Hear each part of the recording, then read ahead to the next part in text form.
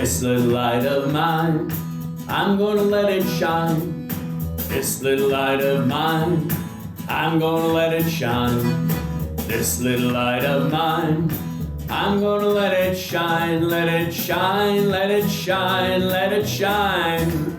Welcome, Talk Catholic, the website.com, your host, Tim Kilcoyne. No agendas here, just the straight and narrow, through Mary to Jesus, the Catholic faith proclaimed and preserved. Hope to see you here every week.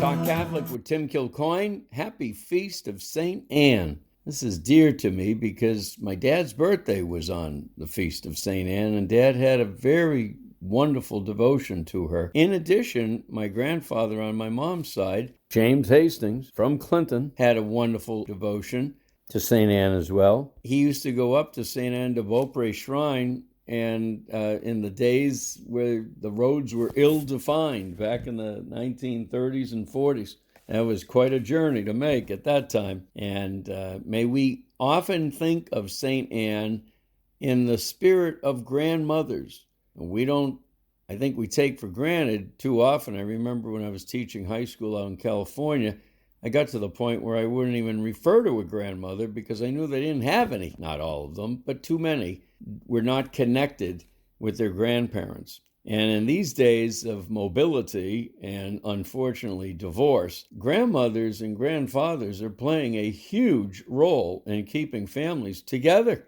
They're doing, work that would not be typical retirement work, okay? They're going strong on all cylinders, and God bless them. Thank God for them. And in any event, I think apropos to celebrating St. Anne was a little booklet that I came across in the foyer of a church just recently. And here's this is good news, truly. And so much of the stuff out there in the world in which we live is very bad. But here's a tiny little booklet put out by the Catholic Truth Society. I love the name, of course. And in tandem with the Augustine Institute. It's a tiny little booklet, but loaded. And it is a prayer book for spouses. How about that? For the times in which we live. I often find it amazing. When you think of a divorce rate that is up around 50+% or whatever, just ask the question, does your mom and dad pray together? They might pray in their separate cubicles, and that's all good. Nothing wrong with that. But how about praying, together as a couple? We just don't even know the graces that are possible from doing that and letting the family see that witness. That's the key right there. Speaking of my father, if my dad never said another word, we would know him at his best because all of my siblings would have seen Dad on his knees first thing in the morning and last thing in the evening right at his bedside. So these little silent witnesses go a long way. Well, anyway, this particular prayer book, I'm going to go through it at the beginning of some of my shows in maybe the next couple of months here because it's so beautiful. And I just like to take a quick time. This is our saint of the month, by the way. We'll get to St. Junipero, Serra, also dear to my heart, relative to that high school that I worked at in Ventura, California. Mission San Buenaventura was founded by St. Junipero, Serra. We'll present this saint in just a minute, and we'll get back to Bill Donahoe's wonderful straight-on book, Cultural Meltdown, in the second half. Now, let me read just a quick snippet from this prayer book, and then we'll start St. Junipero Serra's bio. Approaching marriage.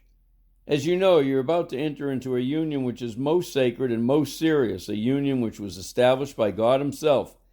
Because God himself is thus its author, marriage of its very nature is a holy institution, requiring of those who enter into it a complete and unreserved giving of self.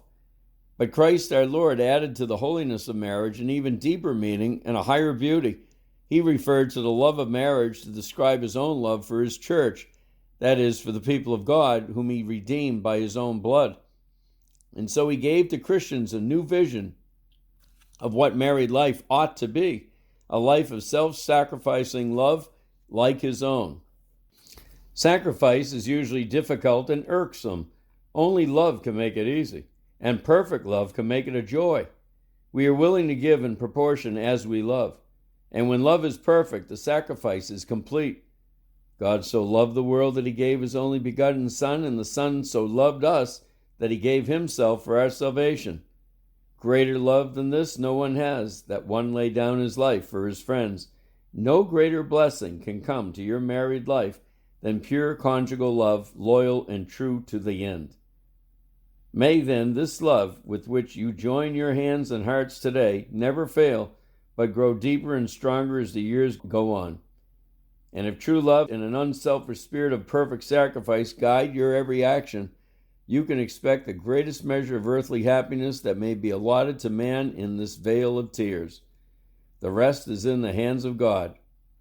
Nor will God be wanting to your needs. He will pledge you the lifelong support of his graces in the holy sacrament which you are now going to receive. Praying together will help the couple to preserve and enrich that highest of values, their love, in their marriage.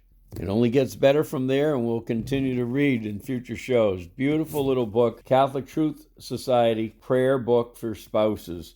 Let's start that revolution. All right, speaking of revolutions, St. Junipero Serra started one on the West Coast a long time ago. Let me read, Catholic.org. Junipero Serra, originally named Miguel Jose, was born on November 24th, 1713, in Petra, Mallorca, Spain. His parents, Antonio Nadal Serra and Margarita Rosa Ferrer, were farmers. Baptized at St. Peter's Church in Petra on the same day, Junipero would go on to become a renowned figure in the history of California. In his early years, Serra attended the primary school run by the Franciscans in Petra. At the age of 15, his parents entrusted him to a cathedral canon in Palma, where he began attending philosophy classes at the Franciscan Monastery of San Francisco. Serra took his first step toward religious life when he became a novice at the Convento de Jesus near Palma on September 14, 1730. A year later, he made his profession and chose the name Junipero in honor of St. Francis's companion. Serra pursued his studies in philosophy and theology at Convento de San Francisco. The exact date of his ordination to the priesthood remains unknown, but it is believed to have occurred in December 1738.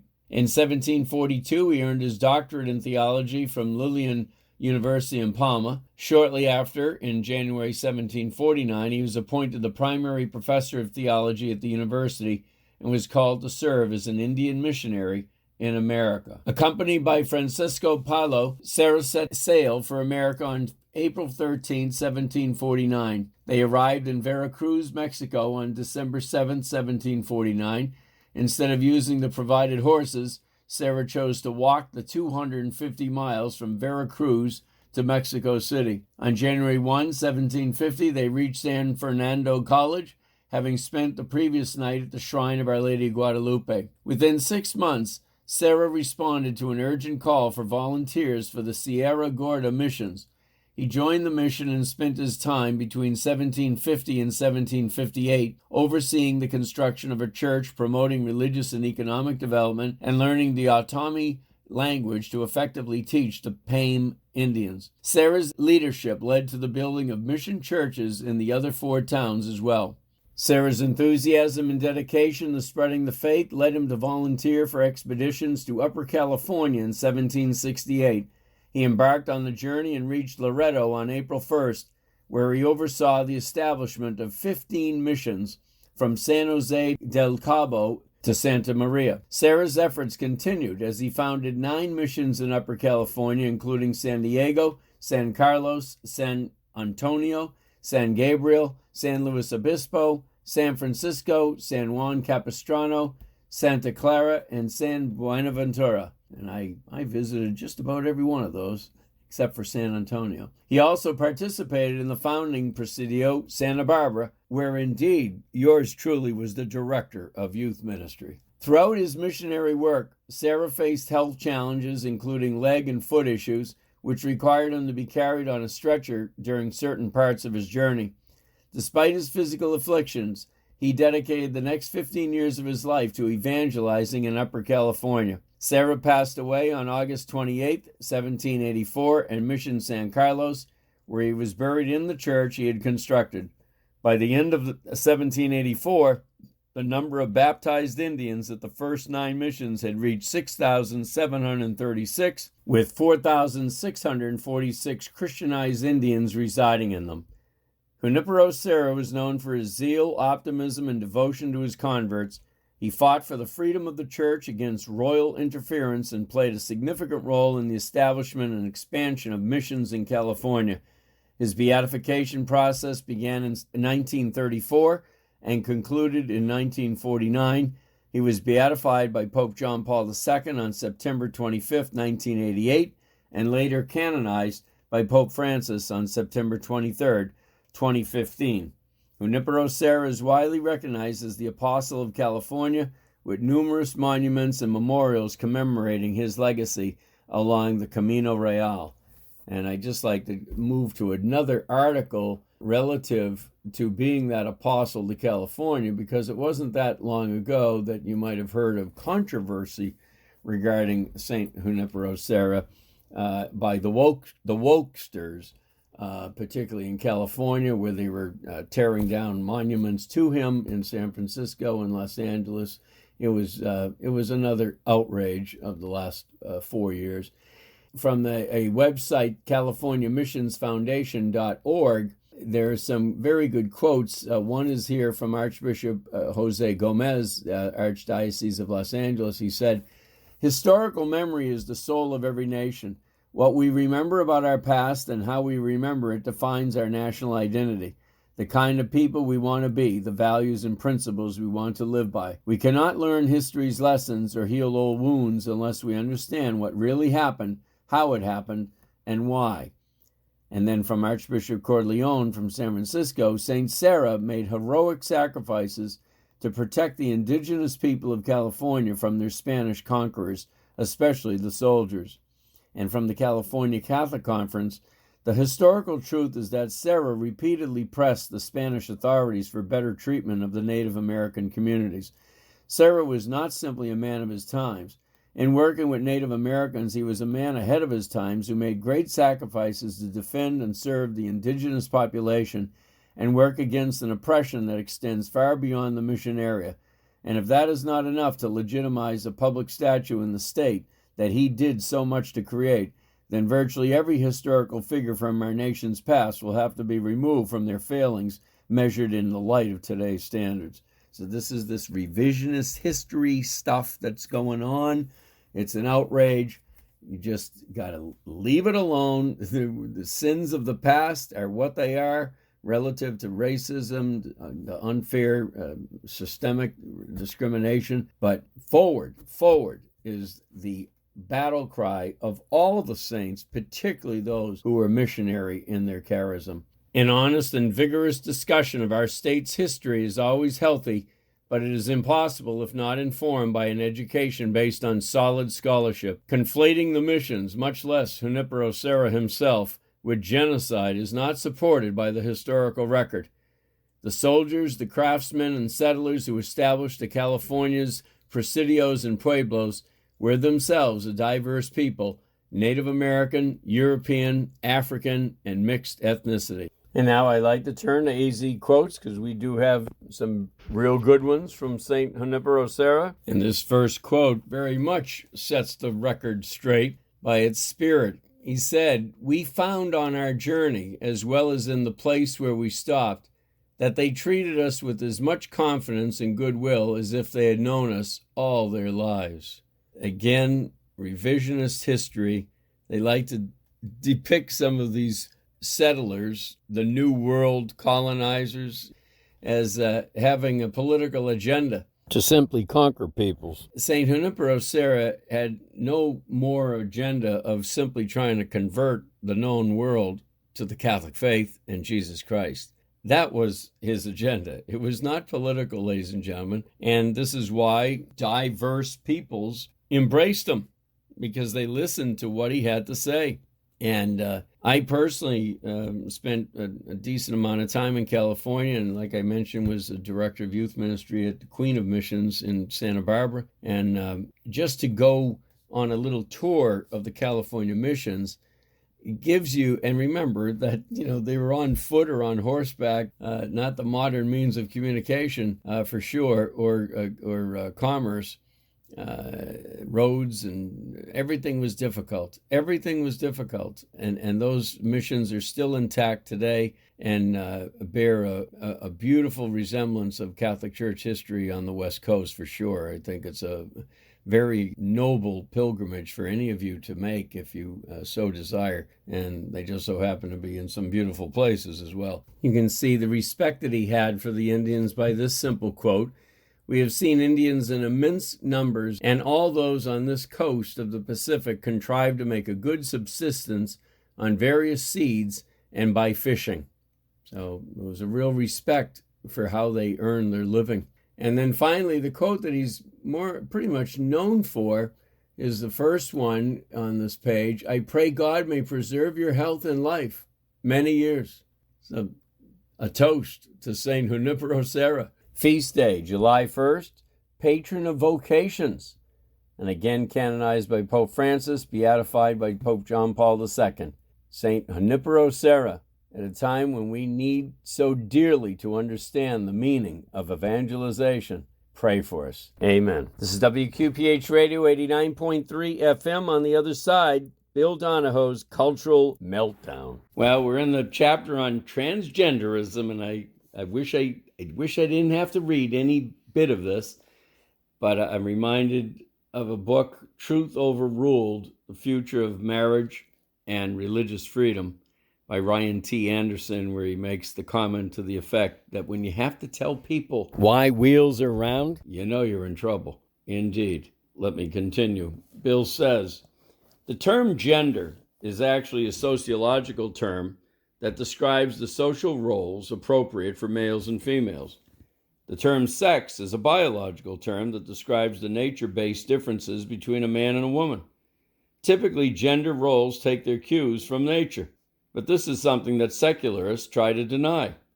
More important, they reject the very existence of nature and hold that every biological difference between men and women is merely a made-up social construct. They are wrong, of course, but this is what happens when the existence of God and nature are denied. Regarding transgenderism specifically, he says, in 2023, a Gallup poll found that within Generation Z, the LGBT population doubled in just 4 years, from 10.5% in 2017 to 20.8% in 2021. For the nation as a whole, 7.2% of adults said that they are LGBT. In other words, the dramatic increase in claims of sexual abnormality demonstrates that we are witnessing a culturally induced disorder.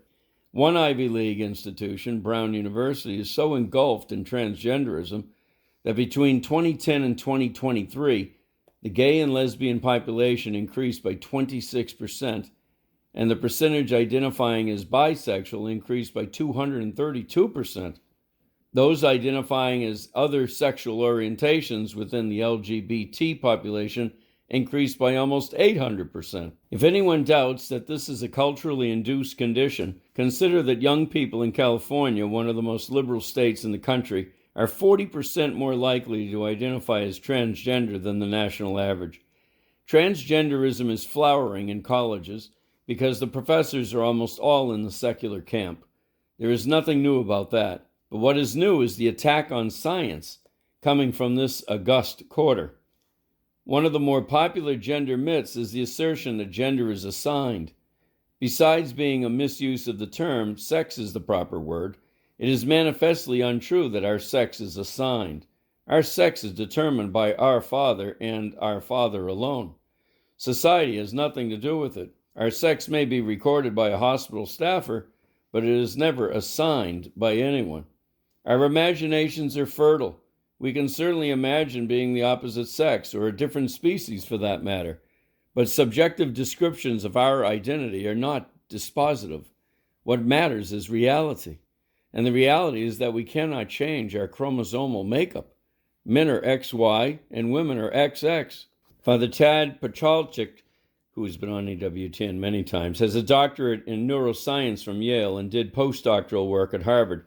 And he says that our genetic makeup serves as the best guide to the true sex of an individual. And even those born with confounding physiological factors, quote unquote, he says, are either intrinsically male or female. In other words, and my mind goes back to an old high school colleague of mine who had extremely effeminate characteristics, and he was a great guy. There was nothing wrong with him. He was a normal heterosexual male. But because of these physical characteristics, would confusion overtake him later on? I don't know. But it wouldn't surprise me, with a culture turning reality upside down. Bill says anti-science transgender activists are among the most intolerant people in our society.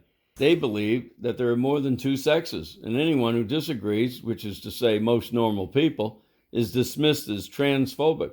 Bill says once a young person, quote-unquote, transitions, he or she often becomes an instant celebrity. And keep in mind, ladies and gentlemen, that would be especially true in educational circles where you're under the peer pressure of everyone for 4 years. Nobody wants to stand up and stand out. So these people are looked upon as kind of cool dudes. And the young people are actually mocking the adult world for falling for the nonsense. In other words, as they push the boundaries of madness, it's just another way of pounding their chest, being the rebel with a cause. Bill says, quote, being trans is a gold star in the eyes of other teens, unquote, is how one respondent put it in a scientific study. But for how long? The evidence shows that the initial rush that is experienced is typically followed by a long series of problems, some of which can be deadly. In 2023, Chloe Cole, a 15-year-old girl from California, testified before Congress. Quote, I used to believe that I was born in the wrong body, and the adults in my life whom I trusted affirmed my belief, and this caused me lifelong, irreversible harm. I speak to you today as a victim of one of the biggest medical scandals in the history of the United States. After recounting her incredible experiences, she pleaded with lawmakers to change course. Stop telling children that puberty is an option, and they can choose what kind of puberty they will go through, just like they can choose what clothes to wear or what music to listen to. There is a mountain of evidence that puberty blockers do great harm, effectively locking children and young people in for a lifetime of further treatments. An example of this is in 2023, Michelle Zachinga became the first detransitioner to file a lawsuit in Canada against medical providers. She claims they failed to address her mental health problems, allowed her to self-diagnose her condition, and permitted her to undergo irreversible procedures that she later regretted. And very powerful regarding, let's use the phrase, transitioning people, is a 2023 large-scale Washington Post survey comparing the responses of the general population at large with transitioners. And when asked about their childhood, 81% of all adults surveyed said it was either a very happy or somewhat happy time. Only 53% of trans respondents answered this way. Only 13% of adults said that as a child or teenager, they had an alcohol or drug abuse problem. The figure for trans people was more than double, 29%. When asked about depression and anxiety, 32% of adults said they had such problems growing up.